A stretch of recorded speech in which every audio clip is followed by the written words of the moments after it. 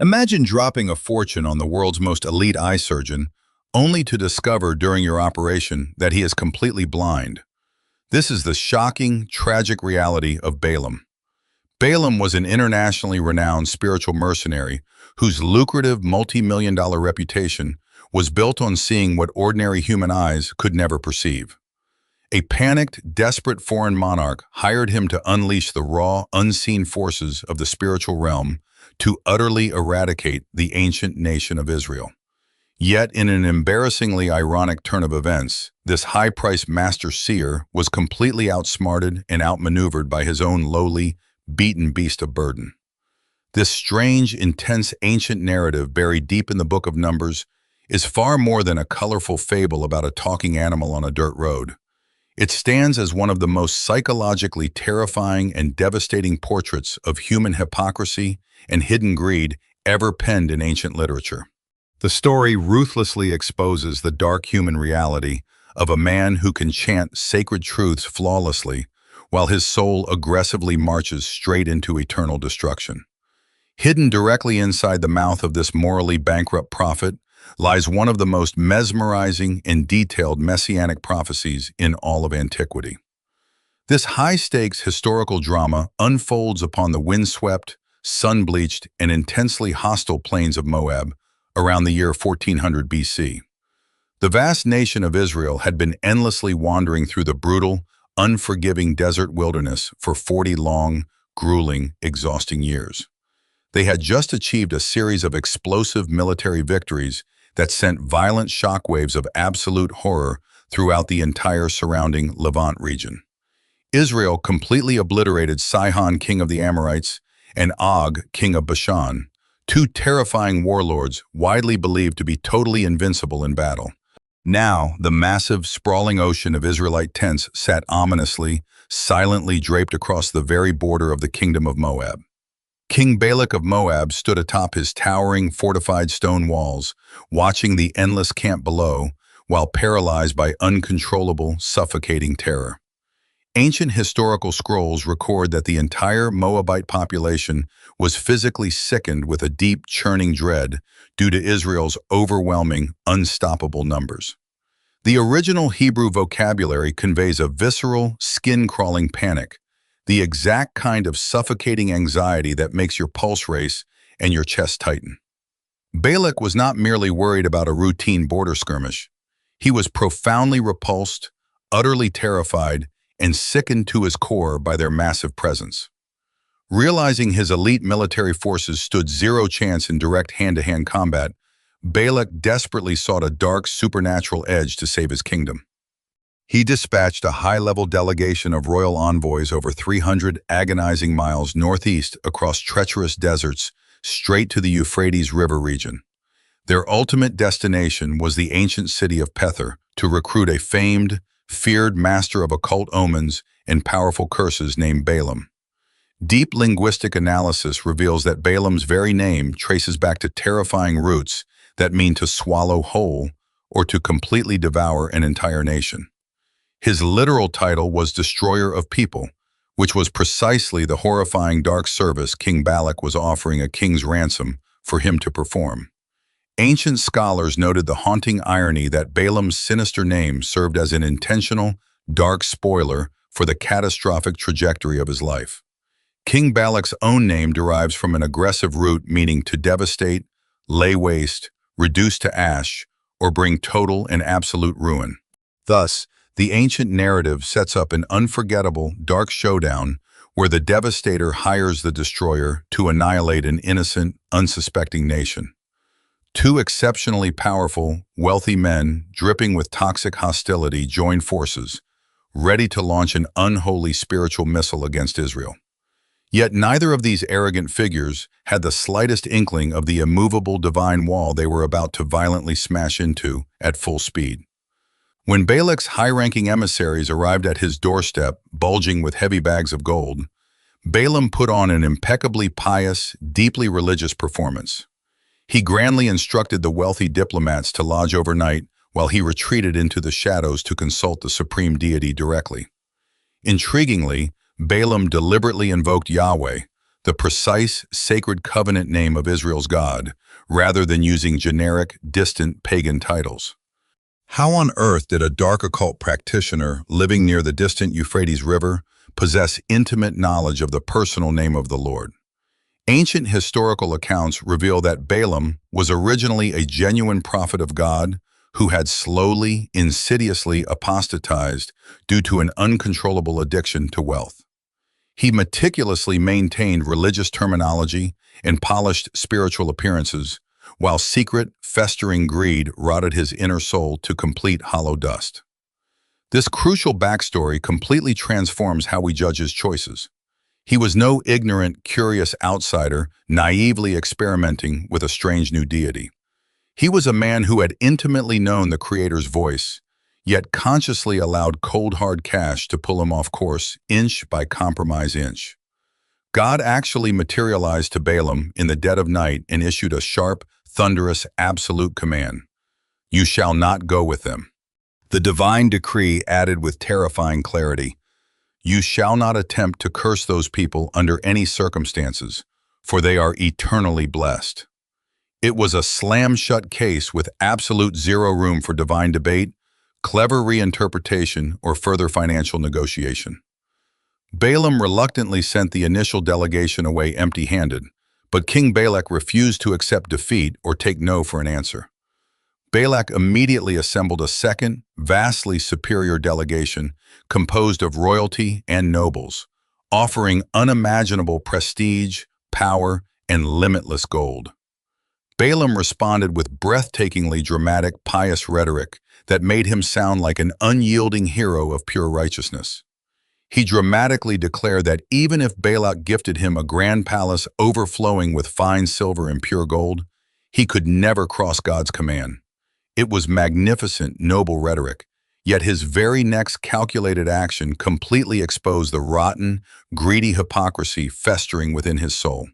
Instead of immediately slamming the door on the lucrative offer, he greedily invited the wealthy diplomats to stay just one more night. He slyly claimed he would reconsult Yahweh to see if the cosmic boundary line had somehow miraculously shifted in favor of his paycheck. He had already received a crystal-clear divine veto, but he was desperately probing for a loophole, hoping the rule would bend for enough money. It is the exact ancient equivalent of endlessly refreshing a rejection email, obsessively hoping the harsh refusal magically transforms into a lucrative acceptance. God then delivered a chilling response that sounded like permission on the surface, but actually functioned as a trap of severe divine judgment underneath. God coldly told him that if the royal messengers personally came to summon him in the morning, he could rise up and accompany them on their journey. However, sharp ancient commentators emphasize that Balaam was so consumed by greed, he didn't even bother waiting for a morning knock on his door. Driven by the overwhelming, intoxicating scent of massive wealth, he leaped out of bed at dawn, eagerly saddled his donkey, and sprinted down the road. That exact, corrupt, self-serving heart attitude is precisely why divine anger burned white-hot with fury as Balaam happily trotted down the dirt path.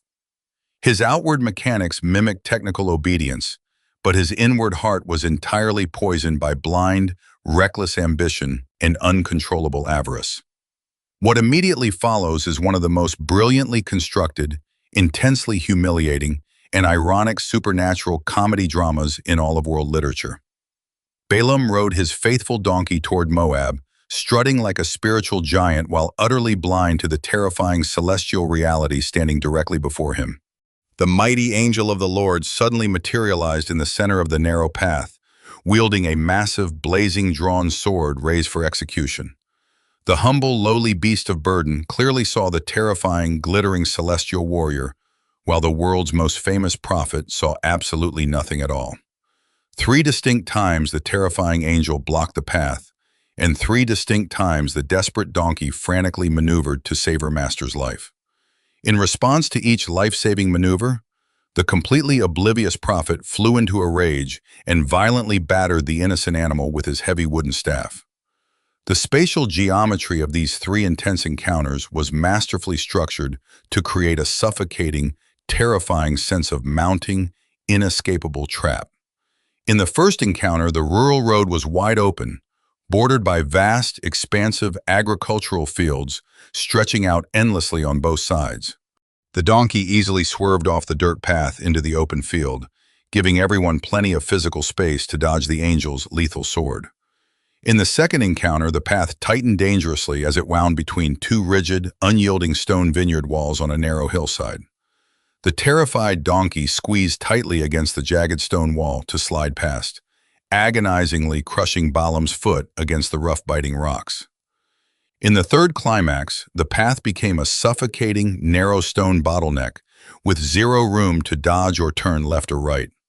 Realizing there was absolute zero chance of escape, the utterly terrified, exhausted donkey simply collapsed directly onto the dirt path beneath her master. The physical environment literally squeezed the blind seer into a forced, supernatural confrontation he had been arrogantly trying to avoid. Enraged far beyond all human reason, Balaam completely lost his mind and began relentlessly, brutally beating the helpless, collapsed animal with unbridled fury. Then, in an epic-shifting, shocking miracle, the Almighty supernaturally unsealed and opened the physical mouth of the humble donkey.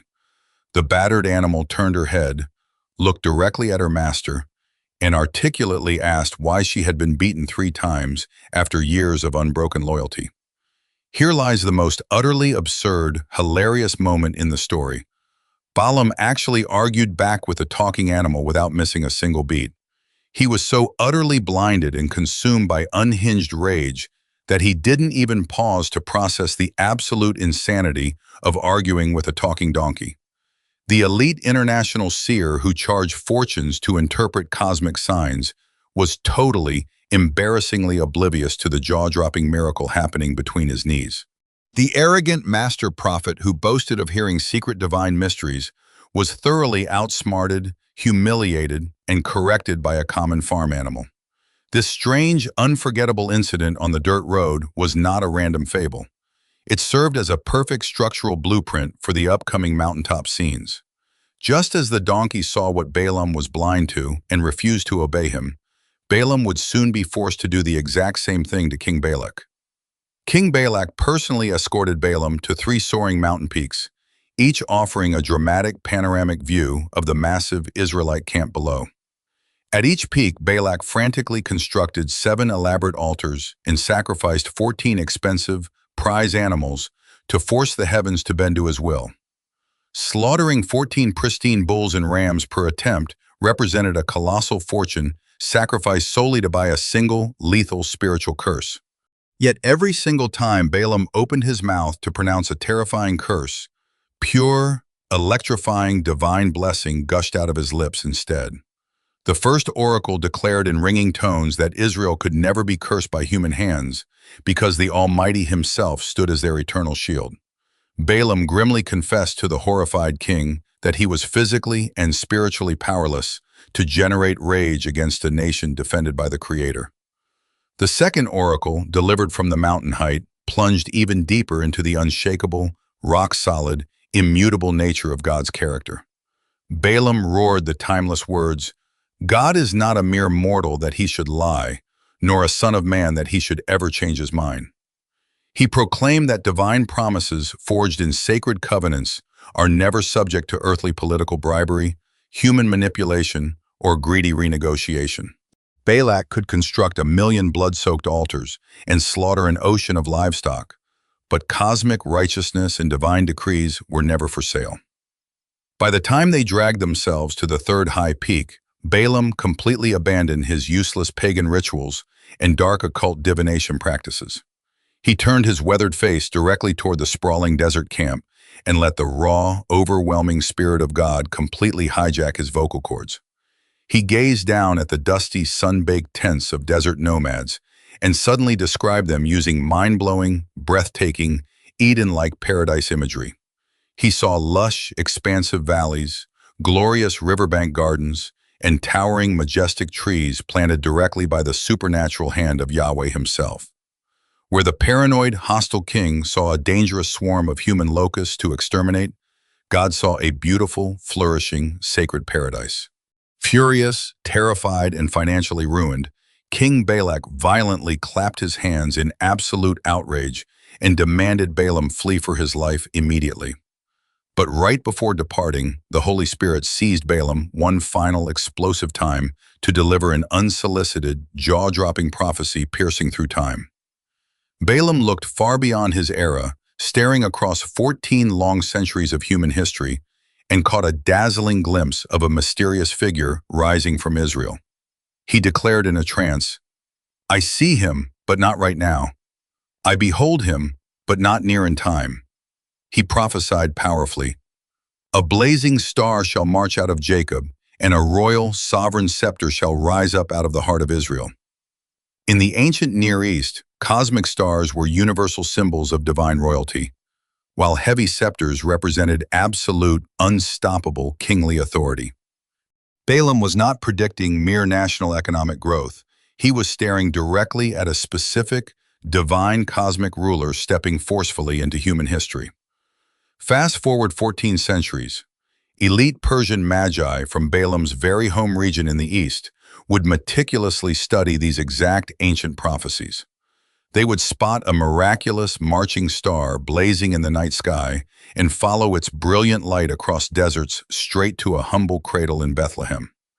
The original ancient Hebrew verb describes this star not as a passive light, but as a mighty warrior marching forward with unstoppable divine purpose. The Messiah does not passively drift into the messy human story. He forcefully steps into our dark world to utterly conquer evil and death. This breathtaking prophecy connects directly back to ancient patriarchal blessings in Genesis and shoots forward to the ultimate triumph of light in Revelation. Yet, this magnificent cinematic story takes a deeply disturbing, tragic, and heartbreaking turn shortly after Balaam packs his bags to go home. Ancient biblical records reveal that while Balaam failed to curse Israel externally from the mountaintops, he devised a dark, insidious plan to ruin them from within. He secretly pulled King Balak aside and advised him to send seductive royal women into the Israeli camp to lure the men into dark idolatry and debauchery. His demonic scheme worked with horrifying precision, triggering a catastrophic divine plague that wiped out 24,000 Israelites in a single day. The master prophet who had chanted the flawless words of divine truth used his insider understanding of God's absolute holiness as a lethal, genocidal weapon. He weaponized sacred spiritual knowledge for dirty money, securing temporary earthly riches while permanently forfeiting his immortal soul. That is precisely why ancient wisdom literature and scripture repeatedly highlight Balaam as a terrifying, timeless red flag for all future generations. Sacred writers point to the dark way of Balaam to issue a stern warning to religious leaders against greedily exploiting spiritual authority for personal profit. They highlight the fatal error of Balaam to warn humanity against rushing headlong into self-deception and moral compromise for temporary material gain. His dark legacy stands as an eternal warning against placing subtle, deadly stumbling blocks that lead innocent, unsuspecting people into spiritual destruction. These sobering ancient texts emphasize three distinct, horrifying facets of Balaam's tragic, hypocritical downfall: the way, the error, and the wicked teaching. His life stands as a chilling, eternal reminder that you can study truth, speak truth, and preach truth while walking hand in hand straight into hell. Yet, beneath Balaam's dark betrayal lies a glorious, invincible pattern of divine protection that spans the entire woven tapestry of human history. Every single wicked weapon crafted against God's ultimate purpose was not merely disarmed, it was completely reversed and repurposed for ultimate redemption. Joseph's bitter, envious brothers sold him into harsh slavery, yet God masterfully used that exact betrayal to save millions of lives from total starvation. Cruel Pharaoh ordered all male infants to be drowned in the Nile, yet those exact same waters later swallowed Pharaoh's elite armies forever. Wicked Haman meticulously built a massive gallows to execute his rival, only to find himself dangling from his own cruel creation by nightfall. The brutal Roman cross was humanity's most sadistic instrument of torturous death, yet God flipped it into the ultimate glorious doorway to eternal life. The incredible saga of Balaam proves beyond doubt that divine battles are constantly being fought on our behalf in hidden, unseen rooms we never enter. While the exhausted people were peacefully sleeping in their tents, a violent cosmic war for their very destiny was raging on the mountain peaks above. They did not earn this miraculous protection, they did not ask for it, and they were completely, blissfully unaware of the deadly sword hanging over them. Almighty power forced the throat of a hostile, greedy enemy to pronounce grand, eternal blessings over sleeping people who didn't spend a dime. Balaam clearly saw the dazzling cosmic star rising in the distant future, but he tragically, stubbornly refused to ever bow his knees before it. He chanted breathtaking, heavenly songs of salvation, yet met a violent, bloody end on the battlefield fighting against the very people he blessed. The ultimate piercing question this ancient story leaves sitting on the table today is not whether you can intellectually understand or debate the light. The real soul-defining question is whether you will humble your heart, turn your feet around, and actually walk obediently in that light every day. It violently forces us to examine whether our quiet daily actions match the loud, high-sounding spiritual values we preach with our hypocritical mouths. You can deliver the most breathtaking, inspiring religious speeches on earth, but eloquent talk without genuine heart transformation is utterly worthless noise. Balaam possessed mind-blowing supernatural insight and cosmic visions, yet his wretched heart remained hopelessly enslaved to gold, applause, and temporary status. He dramatically wished for the peaceful, noble death of the righteous, yet violently refused to live the humble, daily life of the righteous. His dark life vividly illustrates how terrifyingly easy it is to compromise your core principles bit by small bit until you lose your soul entirely. It always begins with a tiny, subtle desire to bend the rules for personal gain and ends in absolute, irreversible spiritual blindness and ruin. The panicked donkey crushed against the rough vineyard wall possessed infinitely more spiritual perception than the world's most elite, high-priced prophet. True, lasting wisdom is never found in impressive religious titles, massive public fame, financial prosperity, or dynamic, mesmerizing public speaking abilities. True wisdom is simple, quiet humility, unpolluted pure motives, and the immediate courage to stop dead in your tracks when danger stands in the road. When you feel that frustrating, agonizing internal squeeze in your life, take heart. It might just be a divine mercy painfully slowing you down. It is a loving, supernatural invitation to pause, deeply reevaluate your direction, and turn away before you walk straight into an invisible blade. The glorious star of hope that Balaam foresaw across 14 centuries still shines with blinding, brilliant beauty across the darkest nights of human history. It continues to guide honest truth seekers, exhausted wanderers, and broken hearts away from destructive traps and directly toward deep, eternal peace. The monumental choice remains entirely ours today, to be like tragic Balaam, forever mesmerized by temporary gain, or to surrender and follow the star.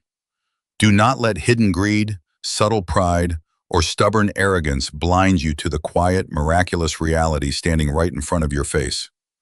Align your innermost heart with your outward words, walk in uncompromising integrity, and let your daily life radiate genuine, unselfish, heavenly light.